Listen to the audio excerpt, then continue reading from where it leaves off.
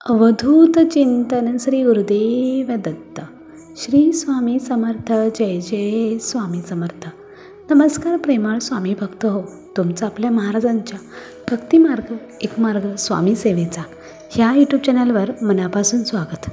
भक्त हो, आपण जेव्हा संकटात सापडतो तेव्हा आपण आपल्या स्वामींना हाक मारतो किंवा आपली ज्या देवावर श्रद्धा आहे त्यांना हाक मारतो. परंतु आपण जेव्हा आनंदात असतो तेव्हा आपल्याला त्यांची आठवण येते का? तेव्हा आपण त्यांचे आभार मानतो का? तर भक्तांनो, जेव्हा आपण आनंदात असतो किंवा जेव्हा आपल्याला सुखाचे क्षण मिळतात तेव्हासुद्धा आपण देवाचे आभार हे मानलेच पाहिजेत. तेव्हाच आपण संकटात त्या देवाला हाक मारू शकतो. तर अशाच ह्या ताई आहेत. त्यांनी अगदी संकटाच्या वेळी स्वामींना हाक मारली आणि स्वामी त्यांना कसे प्रकट झाले किंवा स्वामींनी त्यांना कसा अनुभव दिला हे आपण आजच्या अनुभवामध्ये पाहणार आहोत. चला तर मग ताईंच्याच अनुशब्दात ताईंच्या ह्या अनुभवाला सुरुवात करूयात.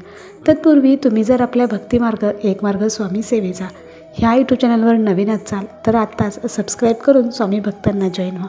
स्वामी भक्तांना स्वामी भक्त जोडूया आणि प्रत्येक कुटुंब स्वामीमय करूया. श्री स्वामी समर्थ. जय जय स्वामी समर्थ. ताई म्हणतात की अनंत कोटी ब्रह्मांड नायक श्री राजाधिराज योगीराज अक्कलकोट श्री स्वामी समर्थ महाराज यांच्या चरणी माझा त्रिवार मुजरा. भक्तांनो, माझे नाव सीमा जाधव आहे. मी नागपूर जिल्ह्यात राहते. मला एकच मुलगी आहे आणि मी लहानपणापासूनच स्वामींच्या सेवेत आहे. माझा स्वामींवर प्रचंड विश्वास आहे. मी जेव्हा संकटात असते तेव्हा मी स्वामींना नक्कीच माझ्या हक्काने हाक मारते आणि मी जेव्हा सुखात असते तेव्हा देखील मी स्वामींचे आभार हे नक्कीच मानते. मला लहानपणापासूनच सवय आहे. दररोज सकाळी उठले की स्वामींच्या नामानेच माझ्या दिवसाची सुरुवात होते आणि मी स्वामींची दररोज सेवा करते. माझ्या आयुष्यामध्ये फारसे असे काही संकट आली नाहीत. माझे लग्न एका सुशिक्षित घराण्यात झाले होते. माझे पती देखील खूपच स्वभावाने चांगले व समजूतदार होते. माझ्या आयुष्यात कशाचीच कमी नव्हती आणि स्वामींच्या कृपेने मला एक छान गोंडस अशी मुलगी देखील झाली. ती मुलगी अगदी खूपच प्रेमळ, निरागस आणि शांत स्वभावाची होती. आमचा संसार सुखाचा होता, अगदी कोणाचीही नजर लागावी असा. मात्र पुढे काही अगदी वेगळंच घडणार होतं.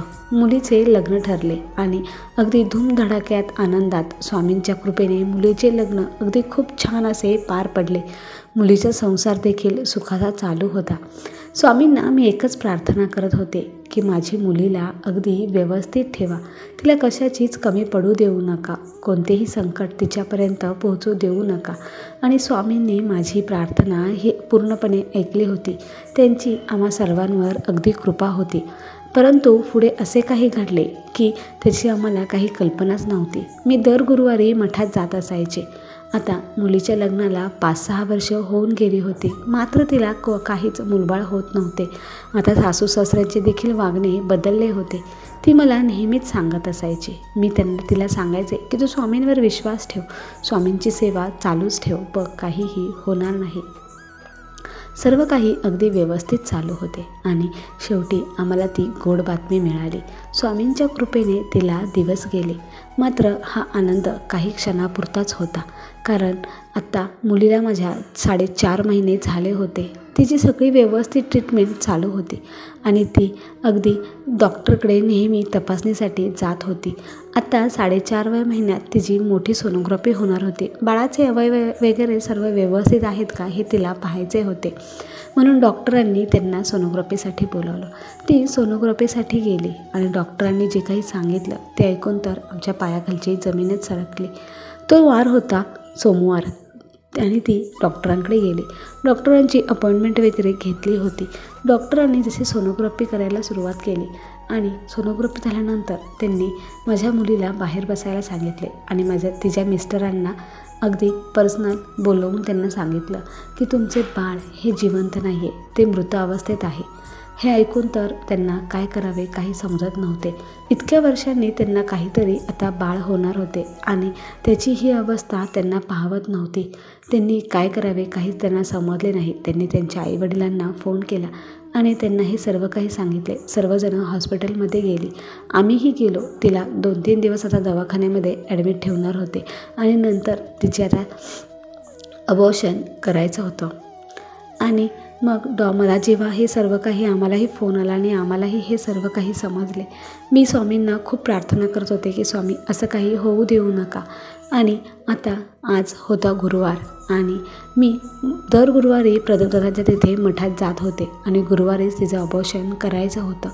आता मठात जावे की मुलीजवळ थांबावे हे मला काहीच समजत नव्हते, परंतु मी मठात जाण्याचा निर्णय घेतला आणि मी रडतच मठात गेले. मी प्रदीपदादांना सर्व काही घडलेली हकीकत सांगितली. प्रदीपदादा म्हणाले की मलाही मामा व्हायचं आहे. मी माझ्या बहिणीच्या आणि त्या बाळाच्या केसालाही धक्का लागून देणार नाही. तुम्ही फक्त तुमच्या मुलीला आणि तुमच्या जावयाला येथे बोलवा. मी दवाखान्यामध्ये फोन केला. माझी मुलगी म्हणाली की मी येऊ शकेन, मात्र मिस्टर येतील की नाही हे सांगता येत नाही. आणि तसेच मग मी मिस्टरांना त्याच्या देखील सांगितलं आणि स्वामींच्या कृपेने ते देखील यायला तयार झाले. आता ते दोघंही सलाईन माझ्या मुलीला चालू होती. ती सलाईनचा हात घेऊन तशीच तिथे मठामध्ये आली होती. तिला आणि माझ्या जावयांना प्रदीपदादांनी समोर बसवले आणि त्यांना सांगितलं की बाळाच्या मी केसालाही धक्का लागून देणार नाही. तुम्ही फक्त माझ्यावरती विश्वास ठेवा आणि स्वामींना पूर्णपणे शरण जा. स्वामी जे काही करतील ते नक्कीच चांगलं आणि योग्यच करतील. प्रदीपदादांनी एक सेवा सुरू केली. त्या सेवेला 4-5 तास लागणार होते. ते 4-5 तास त्यांना तिथेच बसायचे होते. सासू सासऱ्यांचा सारखा फोन येत होता, मात्र माझे जावई कोणाचाच फोन उचलत नव्हते आणि अखेर 4-5 तास ती सेवा सुरूच राहिली. स्वामींची आम्ही सर्वांनी मिळून सेवा केली आणि असेच 4-5 तास गेले.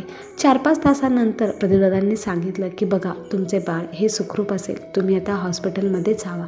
आणि माझ्या मुलगी आणि माझे जावई दोघे मिळून हॉस्पिटलमध्ये गेले. मी आणि माझे मिस्टर आम्ही मठातच थांबलो. ते दोघं हॉस्पिटलमध्ये गेल्यानंतर त्यांनी डॉक्टरांना पुन्हा एकदा सोनोग्राफी करायला सांगितली. डॉक्टरांनी सोनोग्राफी केली तेव्हा डॉक्टर देखील आश्चर्यचकित झाले. म्हणाले की हा चमत्कार कसा काय झाला? आपण सकाळी तर यांचं अबॉर्शन करणार होतो. बाळ मृत अवस्थेत होतं, मात्र आत्ता ते जिवंत कसं झालं? हा एक अद्भुतच चमत्कार आहे.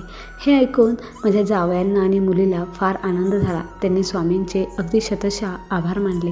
मला लगेच माझ्या मुलीने फोन केला आणि ही आनंदाची बातमी दिली. स्वामींच्या सेवेत काहीच अशक्य असं नसतं. जगी जन्म मृत्यू असे खेळ ज्यांचा, नको घाबरू तू असे बाळ त्यांचा. भक्तांनो, हे जन्म मृत्यू हे काही आपल्या हातात नाही, हे सर्व काही त्यांच्याच हातात आहे. परंतु आपली जर त्यांच्यावर निस्वार्थपणे श्रद्धा असेल आणि अगदी प्रचंड विश्वास असेल तर अशक्य गोष्टी देखील ह्या नक्कीच शक्य होत असतात. फक्त त्यांच्यावरती पूर्णपणे विश्वास ठेवा आणि त्यांना शरण जा. मग बघा, जे नशिबात नसतं ना ते सुद्धा आपल्याला नक्कीच मिळत असतं. आज माझी नात 5 वर्षाची झाली आहे. स्वामींच्या कृपेने माझ्या मुलीला देखील मुलगी झालेली आहे आणि आता पुन्हा एकदा ती गरोदर आहे आणि तिला 7वा महिना सुरू आहे. स्वामींच्या कृपेने आता देखील तिचे बाळंतपण हे अगदी व्यवस्थितच होणार आहे. माझा स्वामींवर अगदी पूर्ण विश्वास आहे आणि तेव्हापासून माझी मुलगी आणि माझे जावई दोघे देखील स्वामींच्या सेवेत आहेत. स्वामींच्या कृपेत काहीच अशक्य नसतं. भक्तांनो, अगदी आयुष्यात कितीही वाईट प्रसंग येऊ द्या किंवा कितीही मोठं संकट येऊ द्या, तुम्ही जर स्वामींना मनापासून हाक मारलीत ना तर ते नक्कीच उभे राहतात. श्री स्वामी समर्थ. जय जय स्वामी समर्थ. तर भक्तांनो, ह्या सीमाताईंचा अनुभव हा अगदी हृदय हेलावून टाकणारा होता. ज्या बाळाने अजून जगच पाहिलेलं नाही त्या बाळाला ह्या जगातून निरोप कसा द्यायचा हे यावर स्वामींनी नक्कीच काहीतरी करून हा उपाय केलेलाच आहे. भक्तांनो, स्वामी हे असेच आहेत, ते त्यांच्या भक्ताला कधीच दुःखात पाहू शकत नाहीत. म्हणून स्वामींची सेवा निरंतर चालू ठेवा.